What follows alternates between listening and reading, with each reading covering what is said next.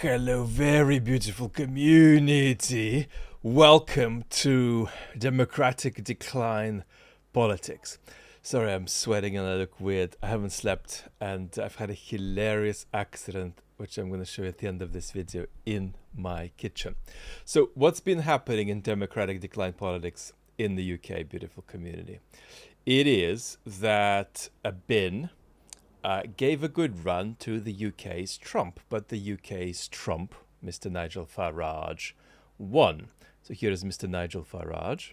Having won a resounding victory, a ringing endorsement of all that I've tried to fight for and you try to fight for, and be demeaned and humiliated by nobodies. And I will not, sadly, be attending the count, which means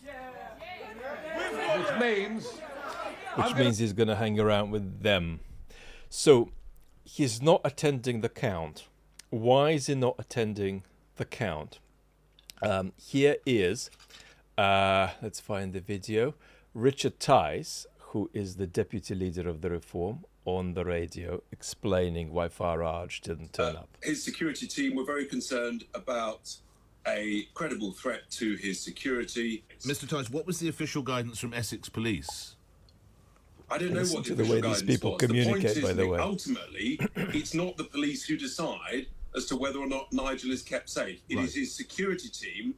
They are tasked with keeping him safe and secure and bluntly alive. And I respect their judgment in preference to anybody else's judgment. In preference to Essex Police saying they had a robust police operation in place. That's lovely if they did. Good for them. Ultimately, it's Nigel's team who are tasked with keeping him safe, secure. All right, so Richard Tice is saying that Farage made a security decision.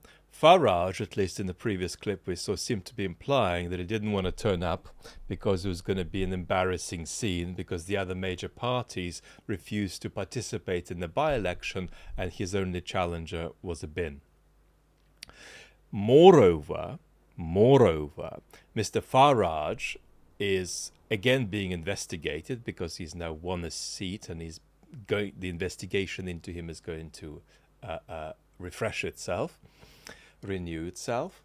And this security claim, right, a decision made by his security team, again takes us back to this £5 million donation he received, for which he's being investigated, from a crypto billionaire, which he claimed was either sort of extra political or for security reasons. And this is being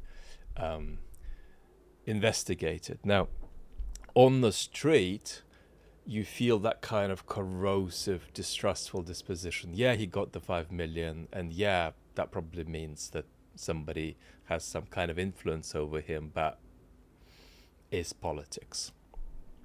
Now, here's another chap. Just listen to the way these folks speak, right? This is Lee Anderson, the chair of Reform. Count Binface, you'll know these figures by now, won 9,455 votes. Nigel Farage won 22,239 votes. Why do you think so many people voted for a bin instead of the Reform candidate? Well, and let's also point to the fact that the Tories got 0 votes, the Liberal Democrats got 0 votes. Because they weren't there. The Labour Party got 0 votes. Yeah, I'm well aware, Charlie, that these parties were... Let's have a look at the bin. This is what the bin looks like, Count Binface. And here are the stats. Nigel got 63% of the vote. Count Binface got about 27% of the vote. And I've forgotten what the actual numbers were, but I think Nigel got something like 22,000 and Binface got something like just under 10,000 in that seat. Now, I wrote a little thing for us to take away takeaways from this, because the takeaways are really international, because these sorts of patterns are occurring everywhere. Now, by the way, if I'm not turning up for security reasons, right, to the vote count, then the way I put it is, I love my constituents, but unfortunately I've got a security reason why I can't be there. And if the answer comes back, well, hang on, the police are saying you are seemingly safe to be there. It's only your private security team that don't want you to be there, allegedly. Then I really wouldn't have an answer to that as a public servant. There is no good answer to that as a public servant. And then you can't pose truth people about why you're not there, right? Is it because it's embarrassing and humiliating to participate in that ritual, or is it because you've got a security concern, right? You can't quite have it both ways. All right, I've written down a few things. Here is Nigel having a... God, I haven't been to the pub in so long. It's not a half pint, that's a pint. Let me know what that is. So, some initial thoughts. I've got 11 quick thoughts on the Substackification, which I'm going to share with you. They're going to be transferable, right? Whatever country you're in, pretty much. So, Farage is the most talented politician in the country, but he's not a man of sound character. And you feel that when he's unhappy, when he's under pressure, when he begins to lose his cool, and there are moments when he's caught on camera like that. And so when he's rattled, what's beneath comes out. And so I say, without ever threatening his physical safety, rattle him with challenging, interrogative questions. Number 2, Restore UK, which is not Reform UK, it's a more alt-right party, are a serious force and are a genuine problem for reform. And I anticipate that reform will need to take a clearer stance on how far they oppose or embrace the more overt white identitarianism of Restore. And I anticipate that whatever happens in the short term, in the medium term, reform will increasingly drift toward the white identitarian politics of Restore. Number 3, it's still plausible and probably likely that Nigel Farage could become Prime Minister. He will fail as Prime Minister. Faragism will implode even more readily than Trumpism is imploding now. But what's important is the thing we always say, that after Farage, the post-Farage authoritarian populists will be more disciplined and hard-nosed. Number 4, at the same time, we're living through the deaths of social democracy and constitutional conservatism. And it's not that these things are dying ideologically for us. They're still big ideological parts of our societies. Beautiful community. But it's just that we have lost the capacity to translate them into politics. And so we say, oh, social democracy, all great, all very good, let's get going. Oh, we lost again. Constitutional conservatism. All right. Big constituency, big ideology in our culture. Let's go. Oh, we lost again. So there's a problem, a structural problem with converting these ideologies that are nearly as prominent as they've always been in our culture. They play a big role. But they no longer grab people. And they don't any longer compel people to vote for them. And that's to do with all of these social forces we talked about. So, therefore, it is very difficult for me to say this, and I really applaud the commitment and imagination of the beautiful Alistair and Rory and the rest is politics are trying to carve out the maximal possibilities for a viable centrism. I'm afraid I'm a pessimist here. So I think it's an illusion and one too frightening to let go of for most reasonable people, that a profitable return to the centre is possible for Labour and the Tories. Lots of spelling mistakes there, beautiful community. Number 5, Andy Burnham and Kemi Badenoch, the leaders of the Tories and the Labour Party, the two major parties, or the two formerly major parties in the UK, have very difficult jobs. Political success is available to them, right? That's what we never want to deny. It is available to them, but it is unlikely, right? As it requires threading discourse and policies which seem incompatible through the eye of a needle. Can you do it? Yeah, you can do it. It's doable. 6.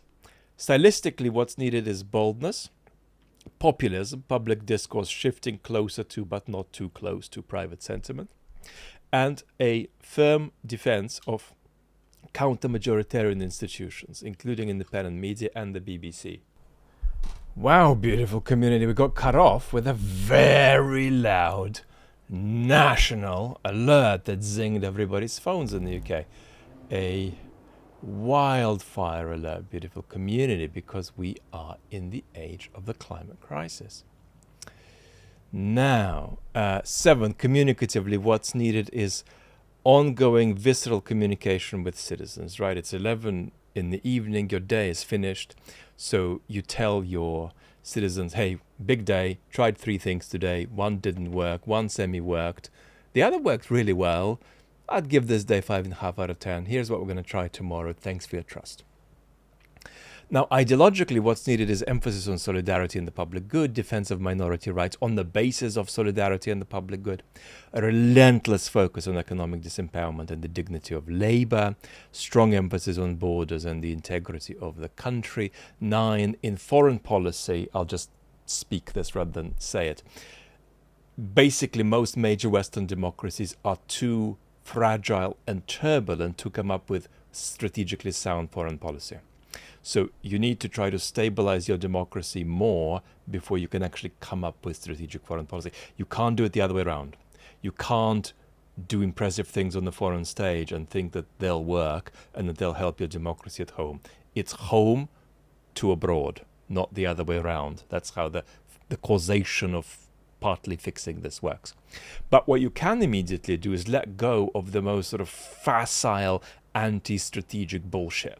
Like when my government, the UK government, tells Ukraine once a week that they're with Ukraine as long as it takes. As long as what takes? Well, we don't know. Just as long as it takes? No, I'm sorry.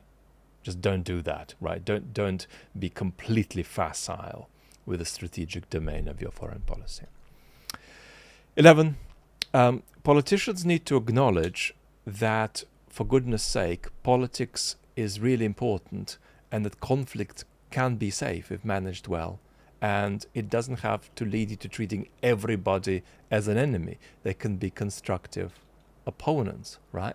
Politics is an important activity humans do. Yes, it does express all the loveliness and ugliness of human nature, but it also just does not have to be toxic. So, wildfire alarm aside, here is the kitchen accident I had, beautiful community. I was in bed and I heard a loud bang, and then I willificated myself to over there, and then I saw that half of the kitchen cabinets flew off the walls with all the wires torn. I think in part because it's the hottest day of the year and something's happened to the building and it's somehow got overheated and some of its bits that weren't that well attached to begin with began to drop off. Lots of love. Catch you later. Beautiful community. You want to see what happened? Look at that. All the stuff fell off the walls. This is so weird. And maybe the heat contributed to this beautiful community, isn't it? Isn't it? Little bit of an accidenticus. Okay, lots of love, beautiful community. Goodbye.